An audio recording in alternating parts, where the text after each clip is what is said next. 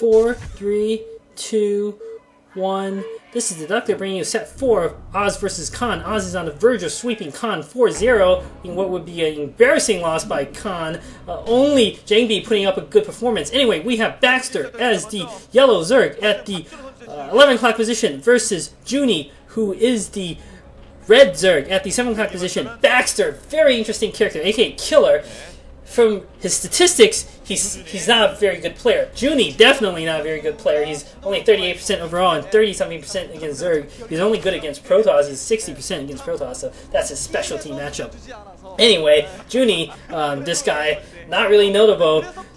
On the other hand, Baxter, by his statistics, not particularly notable either. He is also a reasonably new player. The thing is, and this is spoilers, by the way, for the ODT, but I doubt anybody cares about that, Baxter advancing on his group 2-0. I mean, statistically, he's 50% overall, and he's 55% against Zerg, which is his best matchup. But his Terran versus Terran, he exhibited an astonishing game against Sea Shield, where I mean, it was like the spirit of Savior suffused his being, and he channeled the Maestro himself to defeat C from seemingly an impossible comeback. I thought that C had taken such a decisive advantage in that game that would have been extraordinarily difficult for C to lose, but Baxter did every single maneuver correctly. He won every battle. He isolated every one of C's army and destroyed it piecemeal, and then he did a brilliant attack where he used part of his army under Swarm to hold back C's forces while his small force was sent into the natural to wreak havoc, forcing a GG from C. I mean, brilliant maneuvers by Baxter. Is this going to be the rise of a new Zerg star? I don't know. Personally, I thought that probably was a fluke. And his inspiration has most likely left him at this point. But who knows? Maybe he is going to be the next great Zerg player. It looks like Juni has scouted in the correct direction and sees that Baxter has put down expansion and natural. It does appear to be a 12 hatch coming in here for Baxter. Not quite sure what Juni went for. Looks like a 12 pool, so Baxter does appear to have a bit of economic advantage at this point. So Juni, still though, with the hatch rate, it doesn't matter too much. I feel in theory, 12 hatch beats 12 pool, not that it matters too much easy peasy these days. Let's see what Juni might be able to do against Baxter here.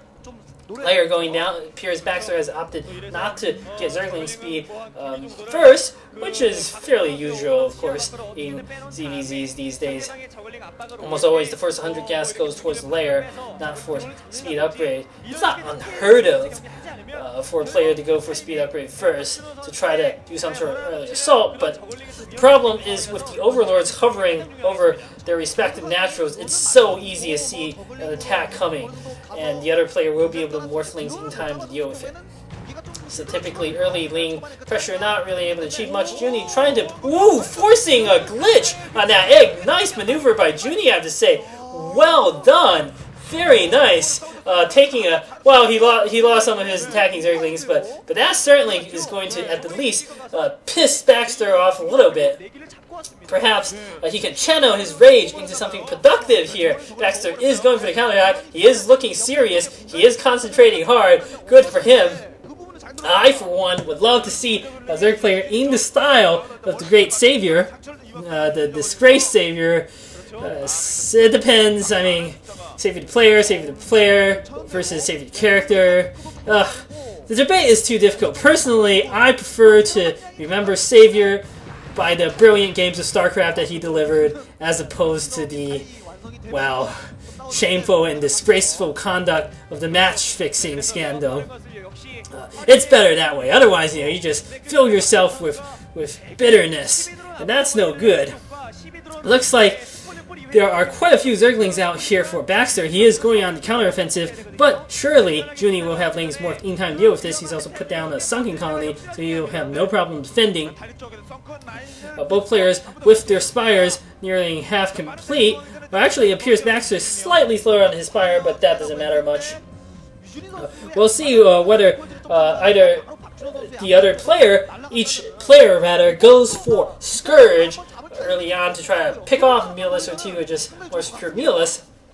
Often interesting divergence using the strategy. Some players like to get Scourge early, and they can often land it on when there are only 2 or 3 mealists, or they might even be able to catch a mealist just as it's morphing out the egg. Very nice coup if that can be accomplished. A lot of Zerglings by Baxter appears that does not appear that Juni has enough forces to deal with it. Juni needs to watch out. He has pulled his army back.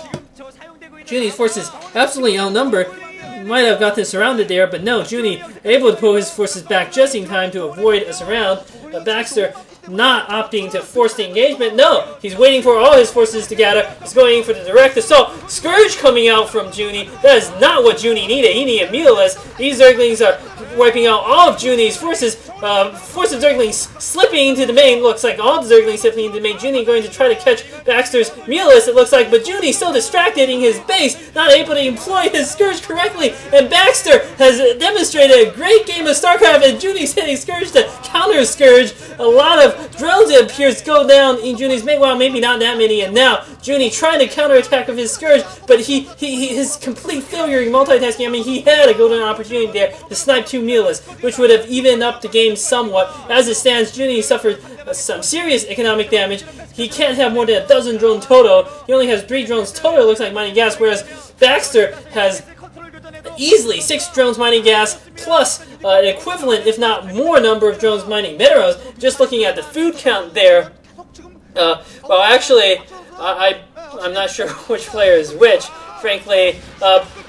Wait, no, so Baxter, yeah, with 29 food there, versus 18 from Juni. Juni's force is absolutely tiny, and Baxter going to win this game. I feel Juni not able to land his Scourge. Baxter with great mealist control, and now Baxter going to win this game. Sansan Khan losing 4-0. Hwaseung sweeping 4-0, depending on which team you support. GG coming from Juni. Baxter, that wasn't like a epic performance, but certainly a solid win. Things are looking up for this guy. Here's hoping more great things coming. Well, not that guy was not Baxter. That was Juni. This is Baxter here. Things are looking up for Baxter, and here's hoping that he can impress with more good games of StarCraft.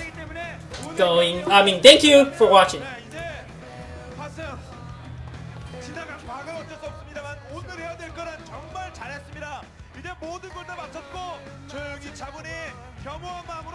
복수가 오늘 이기고 그리고 화요일에 지킬 기대해야 돼요. 그렇죠. 그런 경우에서는 좀 따져봐야 되는 것이고요. 그래도 오늘 4명은 정말 의미가 있다고 봅니다. 최근에 확실히 이시성 선수만 승리를 하고 다른 선수들이 무너지면서 1대4로 했을 때 항상 이재동 스코어 이런 식으로 놀림을 많이 받지 않았습니까? 오늘만큼은 4대0으로 따이고 이게 화승의 힘이다. 이게 화승의 스코어다.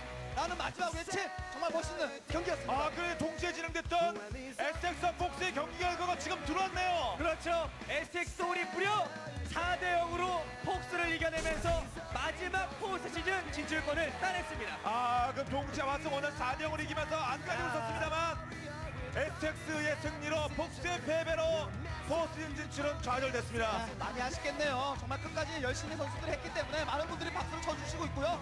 마지막 이런 멋진 모습, 정규 시즌 마지막 모습을 보여줬기 때문에 다음 시즌 또한 박수모습 기대가 되는 팀입니다. 네.